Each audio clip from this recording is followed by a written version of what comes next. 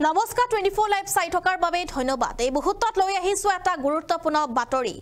বিজেপিয়ে উচ্ছেদ কৰিলে আমছু সমৰ্থন জনায়। এই মন্তব্য এবাৰ মজিবুৰ ৰহমানৰ বিধায়ক ৰহমানে এনেদৰে এবাৰ মন্তব্য কৰিছে আৰু বিজেপি আৰু আমছুৰ প্ৰতি এবাৰ খৰব হৈছে বিধায়ক মজিবুৰ ৰহমানে। তেওঁ কৈছে যে বিজেপিয়ে যদি উচ্ছেদ কৰে আমছুৱে গৈ তাত সমৰ্থন কৰে, আমছুৱে বিৰোধিতা নকৰে বুলি উল্লেখ কৰিছে।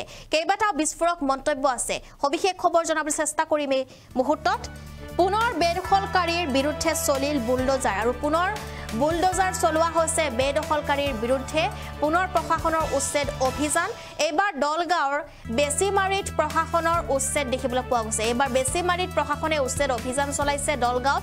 উচ্ছেদৰ বিৰোধিতা বিধায়ক মজিবুৰ ৰহমানৰ আৰু উচ্ছেদৰ বিৰোধিতা কৰিছে এবাৰ বিধায়ক মজিবুৰ ৰহমানে। বিজেপিয়ে উচ্ছেদ কৰিলে সমৰ্থন কৰে আমছুৱে, এই কথা উল্লেখ কৰা হৈছে। আৰু আমছু আৰু বিজেপিক সমালোচনা বিধায়ক মজিবুৰ ৰহমানৰ। বিধায়ক মজিবুৰ ৰহমানৰ তীব্ৰ সমালোচনা এবাৰ বিজেপি আৰু আমছুক, কিয়নো বিজেপিয়ে যদি প্ৰশাসনৰ পৰা উচ্ছেদ কৰা হয় বিজেপি তৰফৰ পৰা, তেন্তে আমছুৱে কিন্তু সমৰ্থন কৰে সেই কথা।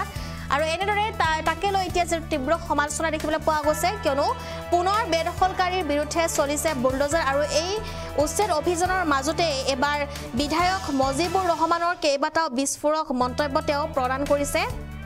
যিহেতু বেদখলকাৰীৰ বিৰুদ্ধে পুনৰ চলিছে এবাৰ বুলডোজাৰ আৰু বুলডোজাৰ চলোৱাৰ পিছতে এনেদৰে এতিয়া বেদখলকাৰীৰ মাজত হাহাকাৰৰ সৃষ্টি হৈছে। দলগাঁৱত এইবাৰ বিজেপিয়ে যেটো ক্ষমা কৰিব, দলগাঁৱত যেটো প্ৰশাসনে উচ্ছেদ চলাইছে, দলগাঁৱৰ বেছিমাৰীত এবাৰ দৰং প্ৰশাসনৰ উচ্ছেদ অভিযান আৰু উচ্ছেদৰ বিৰোধিতা বিধায়ক মজিবুৰ ৰহমানৰ। বিজেপিয়ে উচ্ছেদ কৰিলে সমৰ্থন কৰে আমছুৱে।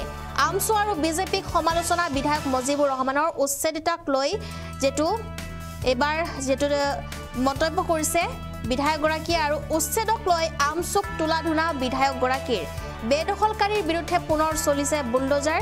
দলগাঁৱৰ বেছামাৰীত এবাৰ সংঘটিত হৈছে প্ৰশাসনৰ উচ্ছেদ অভিযান আৰু উচ্ছেদৰ বিৰোধিতা কৰি বিধায়কগৰাকীয়ে কেইবাটাও মন্তব্য কৰিছে আৰু এবাৰ বিজেপিৰ সমানে এবাৰ আমছুকো তীব্ৰ সমালোচনা কৰা হৈছে। বিধায়কগৰাকীয়ে তীব্ৰ সমালোচনা কৰিছে। বিজেপিয়ে উচ্ছেদ কৰিলে সমৰ্থন কৰে আমছুৱে। উচ্ছেদৰ বিৰোধিতা বিধায়ক মজিবুৰ ৰহমানৰ। বেদখলকাৰীৰ বিৰুদ্ধে দলগাঁৱত চলিছে পুনৰ বুলডোজাৰ। মন্তব্য আছে আমাৰ হাতত, সেয়া শুনাবলৈ চেষ্টা কৰিম। আপোনালোকে শুনিলে আচৰিত হ'ব। মই বিধায়ক হোৱাৰ পিছৰ পৰা কংগ্ৰেছে এটা চক্ৰান্ত কৰি আছে। কেনেকা চক্ৰান্ত কৰিছে? বেছিমাৰীৰ পৰা মই বিধায়ক হৈছো, ইলিয়াছ দেখাৰপুৰৰ পৰা বিধায়ক হৈছো। যি হওক দলগাঁও সমষ্টিৰ ৰাইজে মোক বিধায়ক বনাইছে। বেছিমাৰীত কোনো উন্নয়ন হোৱা নাছিলে 15 বছৰত। বেছিমাৰীত ড্ৰেইন নাছিল। বেছিমাৰী মেইন ৰোডত, এইটো ৰোডত হস্পিটেল যিটো ৰোড ৰাস্তা যিটো আপোনাৰ হাই চেণ্টাৰ ৰোড, এই ৰোডত একাটো পানী আছিলে। 15 বছৰ মানুহে জাতৰ যন্ত্ৰণা ভুগিছে। ড্ৰেইন নাই, খোৱা পানী বিধি ব্যৱস্থা আছে। মাৰ্কেটত চব্জি মাৰ্কেটত আপোনাৰ চব্জি মাৰ্কেটৰ অৱস্থা বেয়া আছিলে, একাটো পেক আছিলে। গতিকে মই বিধায়ক হোৱাৰ পিছত গোটেইখিনি কাম সম্পূৰ্ণ কৰি দিছো। এই কথাখিনি মানে আপোনাৰ এইবাৰ যিহেতুকে বেছিমাৰীৰ পৰা কংগ্ৰেছ উচন হৈছে, কংগ্ৰেছে আমছুক মানে ইউজ কৰি কিনে দৰং জিলা আমছুৰ সভাপতিৰ লগত আলোচনা কৰি এই কামখিনি কৰি যাতে মোৰ এটা বদনাম হয়। মই উচ্ছেদৰ বিৰুদ্ধে, মই কিন্তু ৰাস্তা বহলীকৰণ ফেভাৰত। ৰাস্তা বহল হ'ব লাগে, ৰাস্তাৰ কাম মই চেংচন কৰাই আনি দিছো। 8 কোটি টকা মাননীয় মুখ্যমন্ত্ৰীৰ লগত কথা পাতি মই চেংচন কৰাই দিছো। কাম চলি আছে। ইয়াতে আগতে 25 ফুট আছে ৰাস্তা, এই ৰাস্তা আলোচনাৰ মাধ্যমত আমি 50 ফুট কৰিছো।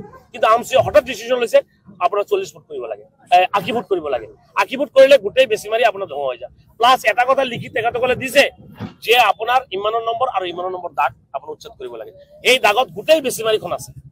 গতিকে আমছুৰ এই কথাটো বুজি পোৱা না। আমছু আমাৰ জাতীয় সংগঠন বুলি কয়, কিন্তু সেই আমছুৰ এজন দৰং জিলাৰ সভাপতিয়ে যেতিয়া নেকি লিখি দিছে যে গোটেই দাগখন উচ্ছেদ কৰিব, তাৰ মানে কি গোটেই বেছিমাৰী উচ্ছেদ কৰিব লাগে। এইটো কাৰোবাৰ না কাৰোবাৰ এটা প্ৰৰোচনা আছে।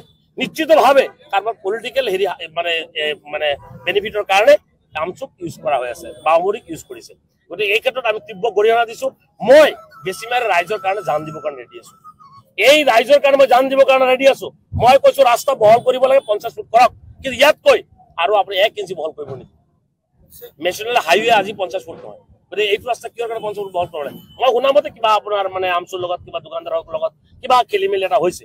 আৰু এই ক্ষেত্ৰত কিছু পৰ্টেল মানে নিউজত যিহেতু আপোনালোক আছে আৰু আপোনালোকে এই ক্ষেত্ৰত জড়িত আছে। কেতিয়াবা পইচা অলপ মানে মিলাই চিলাই দিলে ঠাণ্ডা হৈ যায় আপোনালোকে, আৰু পইচা নিদিলে আপোনালোক গৰম হৈ যায়। গতিকে এই ক্ষেত্ৰত কালি শুনা মতে যে কেইজনৰ পৰ্টেল নিউজৰ মানে হেৰিও মানে ৰিপৰ্টাৰো মানে মংগলদৈত গৈ কিনে বেছিকাৰী কৰিছে। যানজঁট গুৱাহাটীতো হয়, মংগলদৈতো হয়। মংগলদৈত ভাঙিছে নেকি? খাৰপেটি ভাঙিছে নেকি? খাৰপেটি হস্পিটেলত ধান জোঁটৰ কাৰণে মানুহ যাব নোৱাৰে, তাতে ভাঙিছে নেকি? তাতে ভাঙা নাই, মাত্ৰ মিয়া মানুহৰ উচ্ছেদ নেকি? আৰু সেই উচ্ছেদত বিজেপিয়ে উচ্ছেদ বিচাৰি আছে আৰু দৰং জিলা আমচিয়ে তাতে সাপোৰ্ট কৰিছে। What is this? নেক্সাছ নেকি বিজেপিৰ লগত? নেক্সাছ নেকি? মাইনৰিটি মানুহৰ কাৰণে আপোনালোকে কথা কওক, নহলে আপোনালোকে মাইনৰিটি অঞ্চলত বিলীন হৈ যাব, বিলীন মাটিৰ লগত বিলীন হৈ যাব। গতিকে মই আহ্বান কৰিছো, আপোনালোককো আহ্বান কৰিছো যে আপোনালোকো সেই সৰু সুৰা কথা চিন্তা নকৰি বৃহত্তৰ মাইনৰিটি মানুহৰ কথা চিন্তা কৰক, বৃহত্তৰ ৰাইজৰ কাৰণে চিন্তা কৰক। ৰাস্তা বহল হ'ব লাগে এইটো বিচাৰিছো, আমি শ্ৰদ্ধা কৰিছো। প্ৰশাসনে উচ্ছেদ কৰি আছে, আমি মানা কৰা নাই, কিন্তু সেইকাৰণে উচ্ছেদৰ নামত গোটেই বেছিবাৰী ধ্বংস কৰিব এইটো কোনো পৰ্যায় মানে নলওঁ। আৰু ইয়াতে কংগ্ৰেছ জড়িত হৈ আছে, কংগ্ৰেছে ইয়াৰ ভিতৰত নেক্সাছত আছে যাতে MLA সাহেবক বদনাম কেনেকে কৰা যায়। ৰাজনীতি 100% ৰাজনীতি, 100% ৰাজনীতি। নহলে আমচুৰ লগত আলোচনা হোৱাৰ পিছতে 50 ফুট কৰা হৈছিল, কিন্তু আজি কিয় নামানে? আজি কিয় জাগাত কিয় নাই? আজি আহিব লাগিছিলে, ইয়াতে কমপ্লেইন দিছে, ইয়াতে ৰাইজৰ সন্মুখত ফেচ কৰিব পৰা হ'ব লাগিছিলে।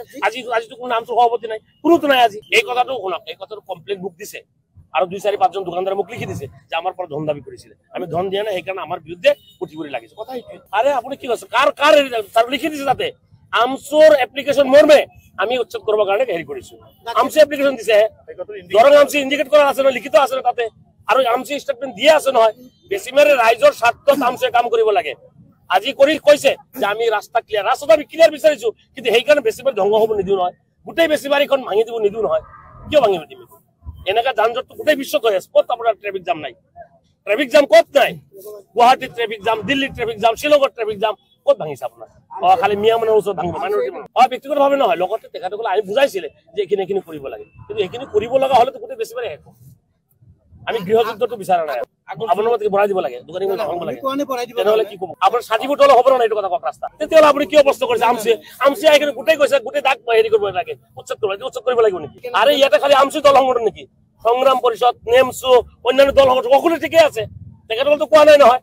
তেখেতসকলে কৈছে যে ৰাস্তা 50 ফুট হ'ব লাগে, আমি 60 ফুট কৰি দি আছো। আজি অসুবিধা কিহৰ কাৰণে আমচুৰ অসুবিধা হৈছে?